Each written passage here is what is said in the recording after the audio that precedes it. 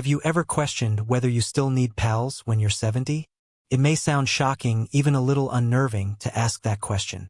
After all, we've been taught our entire lives that happiness depends on friendships. However, what if that isn't totally accurate? What if your life became easier, more liberated, and more satisfying as a result of letting go of some friendships? I'm going to share 6 compelling arguments today for why embracing independence may be the secret to a happy post-70 existence. This is where the twist lies. The 4th reason may drastically alter your perspective on loneliness. Stay with me through to the end because this could be the biggest change in your perspective as you enter your best years yet. You don't have to prove yourself because you've been playing a game that society expects you to play for the majority of your life. Consider it. You learned early on that you had to continuously demonstrate your value if you wanted to be accepted, respected, and valued. You put a lot of effort into your career. To blend in, you kept up friendships. You played by the rules, spoke carefully, and wore a specific style. You worked for decades to ensure that people thought you were competent, prosperous, and likable. The fact is that nobody tells you. You just don't have to play this game anymore at some point in your life. You have already lived your life, created your legacy, and surmounted obstacles if you are 70 years of age or older. You don't have to prove yourself to anyone or look for approval. Harold's story. A life devoted to seeking acceptance. Allow me to present Harold, a man who worked his way up the corporate ladder for 40 years. He made small conversation and shook hands at networking gatherings. He kept up friendships with coworkers, constantly making an effort to get along. He drove a fancy automobile, wore pricey clothing, and made sure he looked like a successful man. He appeared to have it all. A well-respected profession, a large social network, and a reputation for importance. Retirement, however, arrived. Then all of a sudden, things were different. The work calls ceased. The invitations vanished. Overnight, the friendships that had appeared so strong vanished. Harold was confused at first. Should I get in touch, he thought? Should I make an effort to maintain these friendships? Then he came to a profound realization. The majority of such connections were fictitious. Instead of a true relationship, they were based on rank, convenience, and common professional objectives. Harold decided to do so. He decided to embrace his freedom rather than seek out old friendships. He spent his mornings on the lake, dusting out his old fishing gear. With the simple joy of seeing things flourish, he began gardening. He didn't have to impress anyone when he woke up every day. And Harold experienced something he had never experienced in decades. Real freedom. Why this is important to you now, allow me to ask you. Do you maintain friendships because they genuinely make you happy? Or because you think you ought to? Because this is the problem. A large social circle is not necessary to have your identity validated. You have already proven yourself at this point in your life. To get noticed, you don't have to go to events. It's not necessary to keep up friendships that exhaust you. You don't have to look to uncaring people for approval. You deserve to live your life as you see fit. And that is what actual freedom looks like more than anything else. Opt for peace rather than compelled social events. Which of these 2 very different weekends would you pick? Scenario 1. Your phone is ringing on a Saturday morning. An old buddy you haven't seen in years has extended an invitation to lunch. However, do you really want to engage in small talk for hours on end? You'll sit through tiring and repeated chats during a family get-together later in the afternoon. Another call in the evening. Person in need of a favor. A venting person. Someone is waiting for you. You feel emotionally and mentally spent at the end of the day, and you secretly wish you had stayed at home instead. Instead, picture this. Scenario 2. It is a calm Saturday morning when you awaken. There isn't any obligation, pressure, or coerced dialogue. You relax in your favorite recliner, pour yourself a warm cup of coffee, and open a book you've been wanting to read. You take a big breath, listen to the birds outside, and just appreciate the silence. You have the entire day ahead of you, and for once, you can spend it however you like. What is your preferred version of the weekend? Why your priorities change as we grow older? We are taught that happiness is mostly dependent on social interaction. We jam meetings, parties, and endless chats into our schedules. Even when a relationship seems one-sided or exhausting, we nevertheless keep it going. We don't say yes to things because we want to, but rather because we feel compelled to. However, something changes as we age. We begin to see that pointless socializing is considerably less desirable than peace. Cutting them off is not the point. It all comes down to deciding what genuinely feeds your spirit. The ability to refuse. No. The 74-year-old widow Margaret used to pack her calendar full with social gatherings. She believed that keeping occupied would prevent loneliness. But after a while, she became aware of something. Many of these events felt more like chores than pleasures. She heard the same old stories and gossip over and over again in the monotonous chats. Rather of feeling satisfied, she frequently departed these gatherings feeling exhausted. What if I stopped saying yes out of guilt? She wondered herself one day. What if I just interacted with individuals who genuinely made me feel better? Thus, she made a straightforward but profound choice. She stopped making herself go to events that didn't make her feel at ease. She preferred peaceful strolls over boisterous coffee dates. She preferred reading to exhausting chats. She defied social pressure to choose herself. And you know what? She was not lonely. She was free. Loneliness is not peace. It's liberty. Many people worry that they may get lonely if they cease interacting with others. However, loneliness and peace are not synonymous. Being surrounded by people who don't really get you is what it means to be lonely. Being at peace means choosing to be by yourself and feeling totally satisfied. You have to make a decision now. Will you keep occupying your time with exhausting social responsibilities? Or are you going to accept the freedom to choose peace? Because your time is your own after the age of 70. Your time is your most precious resource. Safeguard it. As you become older, time seems different. In your youth, time seemed to go on forever. You always believed that you would see your buddies again in the future. There was always another weekend to spend with relatives. You always thought you would have plenty of time to accomplish your goals. Therefore, you gave up your time without hesitation. Sometimes out of duty, sometimes out of habit, you packed your days full with work, obligations, and social gatherings. There seemed to be no end in sight to the amount of time you had left, so you accepted everything. But now that I'm 70, things have changed. You start to perceive time in a new way. You understand that time is no longer a resource to be wasted. Something needs to be safeguarded. Every hour makes every moment more valuable than it was in the past. At last, you realize that time is limited. Why, then, should you allow others to choose how you spend it? Nevertheless, a lot of people still willingly donate their time. They accept invitations that they don't like. They respond to calls that exhaust them. Instead of scheduling activities they genuinely want to undertake, they pack their calendars with ones they feel compelled to complete. Here's the reality, though. You don't have to continue living that way. It's time to start treating your time as though it were your own. Richard's story. Never satisfied, yet constantly working. Richard was always moving. He was unable to break the habit of keeping himself occupied even after he retired. Meetings, phone calls, and meals occupied his days. Even when he didn't feel like going, he continued to accept social invites. He reminded himself that being busy meant being content. But in my gut, something wasn't quite right. He had a sudden epiphany one day while he was sitting at a packed dinner party, listening to yet another monotonous conversation. What am I doing? Am I scared of slowing down? Or am I genuinely enjoying my time? Richard did something unusual that evening rather than adding additional events to his agenda. The following morning, he got up, brewed some coffee, and then sat on his porch to observe the dawn. And he let himself do nothing for the first time in years. He came to the realization that silence was more satisfying than noise at that precise moment. Small chat was not as beneficial as silence. He found the freedom he had been lacking all along by safeguarding his time. How about you? How frequently do you accept requests that you don't genuinely enjoy? How frequently do you occupy your time with commitments rather than activities that genuinely make you happy?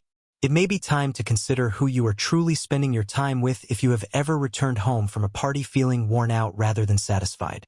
Me or everybody else? Because this is the reality. Your time is not owed to anyone. It doesn't have to be wasted on things that don't benefit you anymore. The freedom to choose how you spend your days is something you have earned. And amazing things happen once you begin to safeguard your time. You no longer feel hurried. You no longer feel obligated. You begin to feel liberated. Because slowing down doesn't make life smaller. In fact, it gets deeper. The true question then becomes, how are you going to safeguard your time going forward? Your relationship with yourself is the most significant. The difference between what society tells us and the truth. You've been told for the majority of your life that having more friends will make you happier. Remain sociable. Make sure your calendar is full. It's lonely to be alone yourself. You need others in your life. Your life is lacking something if you don't have a large circle of pals. Is that true, though? Because you begin to notice things as you age. Some friendships end. Some only get in touch when they're in need. Certain discussions seem less like genuine connections and more like duties. One day, you might wonder, why do I still feel exhausted if I have all these people around me? Nobody ever tells you this truth. The number of people around you is not a measure of happiness. It all comes down to how comfortable you are with who you are. The relationship you have with yourself is the most significant one you will ever have. Eleanor's story. From fear to freedom. 76-year-old widow Eleanor formerly thought loneliness was the result of being alone. To maintain appearances, she spent years cramming her days with lunches, get-togethers, and phone calls with old friends, even when she didn't feel like talking, while continuously checking in on others, even if no one ever did. This, she believed, was the way to remain content. However, what is the reality? She was tired most of the time. She came to the realization that many of her friendships had devolved into routines rather than genuine bonds. She thought to herself, what if I stopped trying to fill my time with people and started spending time with myself instead? After having yet another conversation that left her feeling empty, she therefore took a risk that initially alarmed her. She enjoyed being by herself. She began walking in the mornings and began to appreciate the beauty of her surroundings. She discovered that she actually liked reading more than conversing while sitting in a cafe. For sheer enjoyment, she resumed painting, an old pastime she had given up years before. Do you know what took place? She was genuinely happy for the first time in her life. She understood that loneliness was not synonymous with being alone. Freedom was what it meant. This means something to you, so it's time to question yourself if you surround yourself with individuals who actually make you happy. Or simply because you're scared of being alone yourself. Do you find significance and fulfillment in your friendships? Or are they something you feel obligated to keep up? When was the last time you truly enjoyed spending time by yourself? Because this is the reality. To feel whole, you don't need a room full of people. You can be happy without constantly interacting with people. You don't have to use your friend count to demonstrate your value. The best friendship is the one you create with yourself. It is the one that will endure forever, never let you down, and never depart. Understanding the distinction between loneliness and solitude. Being lonely and being alone are not the same thing, despite what many people believe. Feeling empty, even in the presence of others, is loneliness. Even when you're alone, solitude is a state of calm. What's the difference? Being disconnected from oneself is what it is to be lonely. Inner peace is the state of solitude. And everything changes when you realize this. Your life. You have an option. You have dedicated decades of your life to helping others, showing there for them, and caring for them. Perhaps it's time to make an appearance for yourself now. Take time to do the things that bring you joy. Acquire the ability to enjoy your own company. Give up believing that having a busy social calendar is necessary for fulfillment. Because you discover pleasure within yourself when you stop looking for it in other people. And that is what true peace looks like more than anything else. The path to a happier life is letting go. It's like a garden in life. In yours, what's growing? Think of your existence as a garden. Certain partnerships resemble exquisite flowers. They give your life color, happiness, and purpose. However, some have become weeds, occupying space, draining your vitality, and obstructing future growth. Now consider your existing relationships. Do you continue to water dead plants in the hopes that they may rebloom?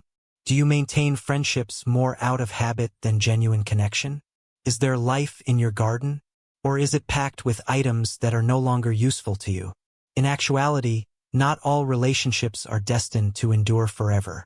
Additionally, letting go is sometimes the healthiest course of action. However, it's not always simple to let go. Is it? Fear, guilt, and the persistent concern, "What if I regret this?" are all present. Let's discuss how one woman's life was changed by this challenging decision. Margaret's story before letting go. For the majority of her life, Margaret was a social butterfly. She was the type of person who always accepted every invitation, never missed a birthday, and never ignored a phone call. She had luncheons, coffee dates, family get-togethers, and group meetings on her calendar. She thought that being busy meant being in touch. But with time, she became aware of something. There were friendships that seemed unbalanced. They seldom ever checked up on her, but she was continually reaching out. Some events left her exhausted instead of inspired. There were some discussions that were negative, gossipy, or full of complaints. But she continued. "These are my family, my friends," she told herself. "I can't simply leave." However, she had a secret feeling that she didn't want to share. She was worn out. Her once jolly social life had devolved into a litany of duties, a list of things she felt compelled to do instead of choosing to do, until things changed one day, the instant that everything changed. During a lunch meeting one afternoon, Margaret listened to the identical conversations she had heard 100 times before. A person was grumbling about their kids. There were rumors circulating about an elderly neighbor. Once more, a buddy was discussing their issues without ever inquiring about Margaret's well-being. And she had an idea for the first time that she had never before permitted herself to think about. Why have I come here? Am I really having fun with this? She was afraid of that concept because it meant admitting that perhaps, just possibly, it was time to let go. The story of Margaret after letting go. Margaret had to make a decision. Guilty, she stopped saying yes. Peace was more important to her than duty. She gave herself permission to end relationships that were no longer beneficial to her. Felt weird at first. "Will people think I'm selfish?" she fretted. She felt bad about declining invitations. She pondered whether loneliness might eventually overcome her. However, an unforeseen event occurred. She began to like being alone herself. Rather than answering her phone, she listened to the birds while sipping her coffee in the mornings. She rekindled her hobbies for reading, drawing, and gardening. She discovered that the friends who genuinely cared about her were still there, whereas the ones who vanished weren't even close pals. And she discovered she had never felt more liberated as she sat in her backyard one day, watching the sunset. How about you? Take stock of your own existence. Are you clinging to connections that seem more like a chore than a benefit? Do you spend time with those who genuinely bring you joy or merely because you feel compelled to? Are things that no longer make you happy taking over your garden? Or is it flourishing? It's acceptable to let rid of things that no longer benefit you. Because when you do, this is what occurs. You make room for meaningful interactions. You relieve yourself of needless tension and demands. At last, you begin to live your life as you see fit. Loss has nothing to do with letting go. The goal is to create space for something better. What will you ultimately decide to let go of, and what will you decide to preserve today? After learning how letting go might result in a happier life, it's time to consider whether you're still clinging to relationships that drain you. Are you interacting with people merely out of habit rather than a sincere desire to connect? Are you merely resisting change, or are you genuinely choosing happiness? You deserve tranquility, that's the truth. Freedom is something you deserve. You should surround yourself with positive people rather than negative ones. Tell us what you think. I'd like to hear from you now. What struck a chord with you the most from this video?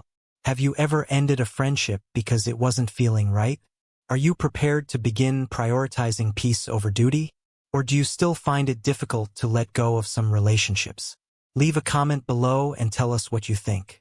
Someone else on this journey might find inspiration in your viewpoint. Encourage this community. Please remember to hit the like button if this video gave you a fresh perspective. It makes more people aware of this message. Sign up to ensure you don't miss any more lessons that can change your life. Your best years are still ahead of you, and I want to help you make the most of them. So turn on notifications. It is up to you to be happy. You have a choice. Will you release yourself, or will you decide to hold on? See you in the upcoming video.